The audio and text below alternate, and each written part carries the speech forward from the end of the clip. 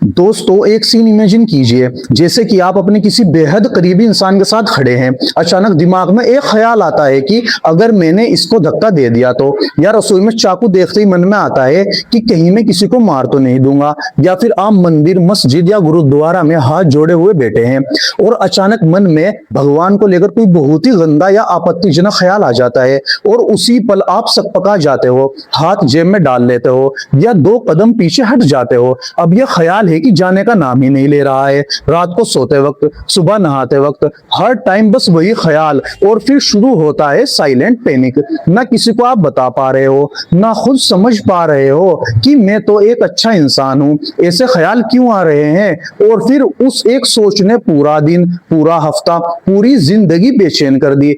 हम खुद को ही एक बुरा इंसान मानने लगते हैं।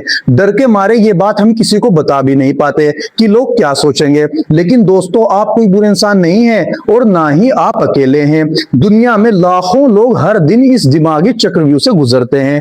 मेडिकल साइंस और साइकोलॉजी में इसे प्योर ओसीडी यानी इंट्रूसिव थॉट्स कहा जाता है। आज हम इसी पर बिना डर, बिना शर्म के, बिल्कुल सच्चाई से खुलकर बात करेंगे। अब जब हम इस बारे में बात कर ही रहे हैं तो जरा रुककर ओसीडी शब्द को समझते हैं। हम सबने कभी ना कभी लाइफ में किसी को देखा होगा कि कोई बार बार अपने हाथ धो रहा है, ताले को 10 बार खींचकर चेक कर रहा है या घर की चीजों को बिल्कुल एक लाइन में सेट कर रहा है। इसे देखकर हम हंस देते हैं या सोचते हैं कि यार इसे सफाई की बीमारी है। साइकोलॉजी में इसे कंपल्शन कहते हैं, यानी वो हरकतें जो एक इंसान अपने अंदर की घबराहट को शांत करने के लिए बाहर करता है।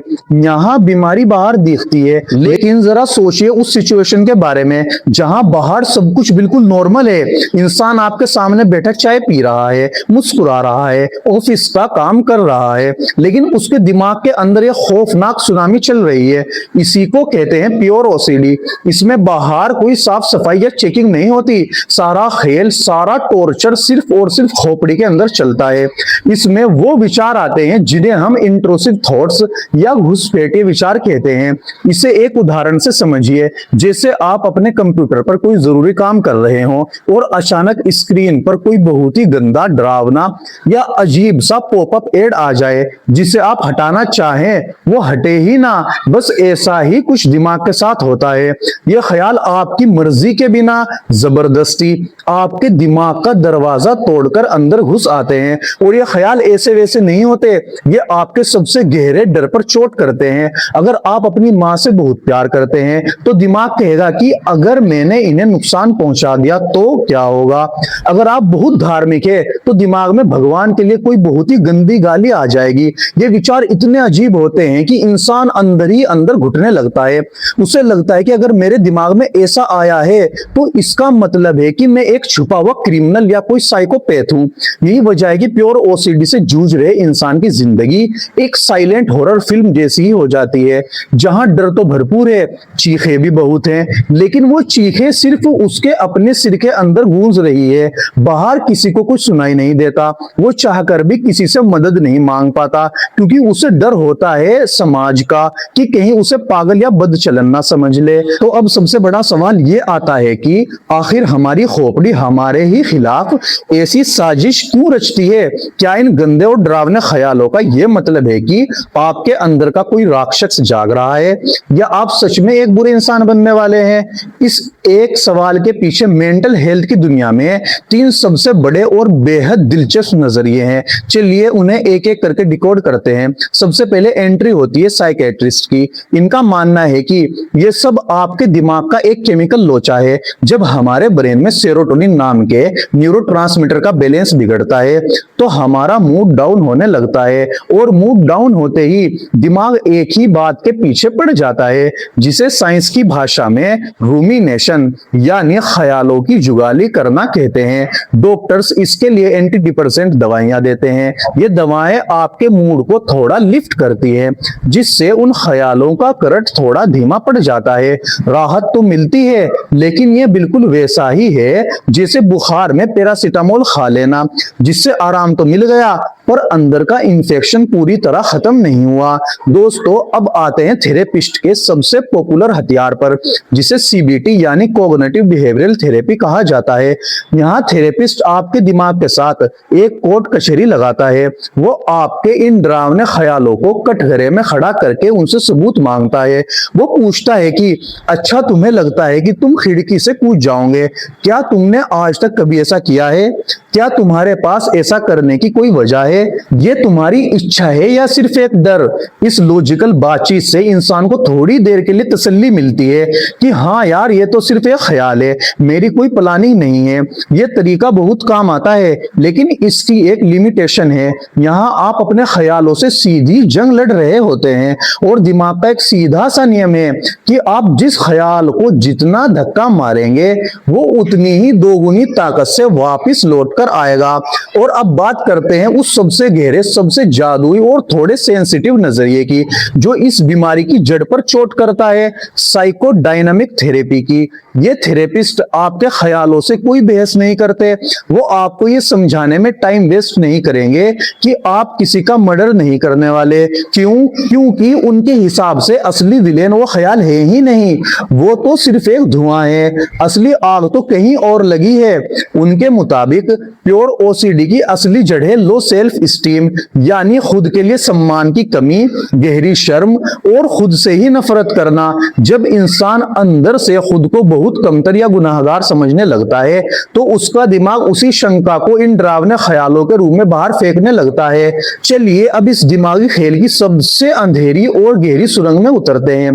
प्योर ओसीडी से जूझ रहा इंसान आज या कल से परेशान नहीं है। उसके अंदर अपने खुद को लेकर एक बहुत ही अजीब, गंदा और शर्मनाक एहसास होता है। और ये इमोशन कोई एक दो दिन में नहीं बने हैं, इनकी जड़ सालों पुरानी होती है। अक्सर इसकी कहानी शुरू होती है हमारे बचपन से। बचपन का कोई एक कड़वा रिश्ता, जहां शायद माता पिता, टीचर्स या किसी बड़े ने लगातार आपका अपमान किया हो, आपकी भावनाओं को कुचला हो, आपको इग्नोर किया हो, या फिर बात बात पर यह महसूस कराया हो कि तुम किसी काम के नहीं हो, तुम तो बस एक बोझ हो। एक मासूम बच्चा इन कड़वी बातों को सच मान लेता है।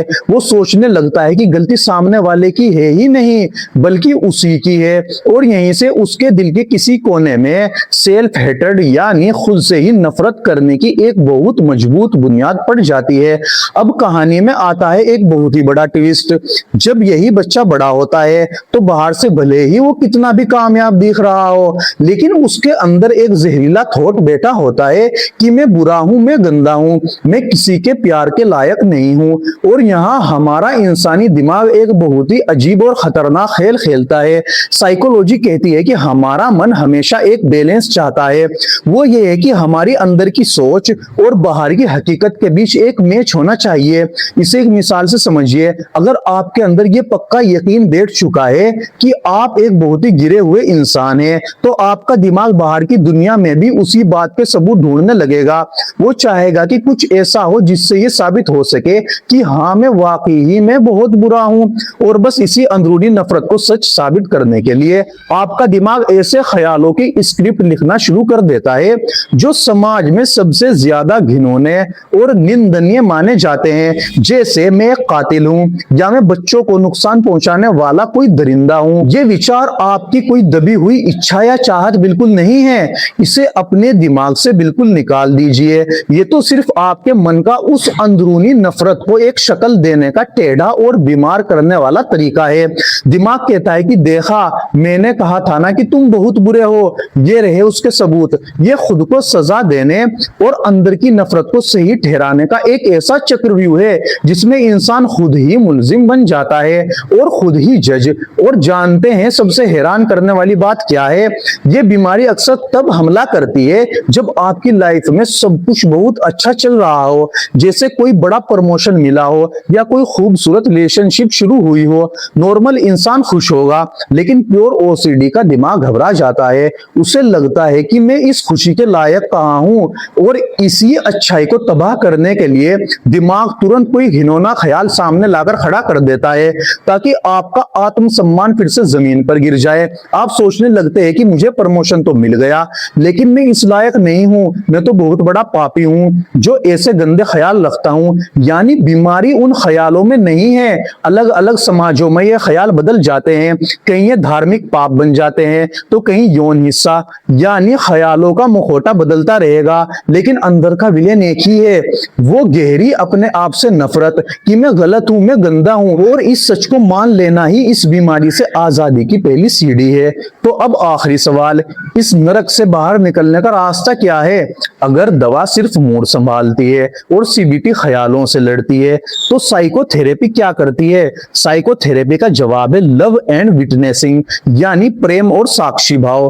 थोड़ा विस्तार से समझिए। देखिए दोस्तों, प्योर ओसीडी से जूझ रहे इंसान को सबसे ज्यादा जरूरत होती है अपने आप से नफरत और शर्म को ठीक करने की। और ये अकेले नहीं हो सकता, क्योंकि जिस इंसान ने खुद को हमेशा नकारा है वो अचानक खुद से प्यार करना नहीं जानता।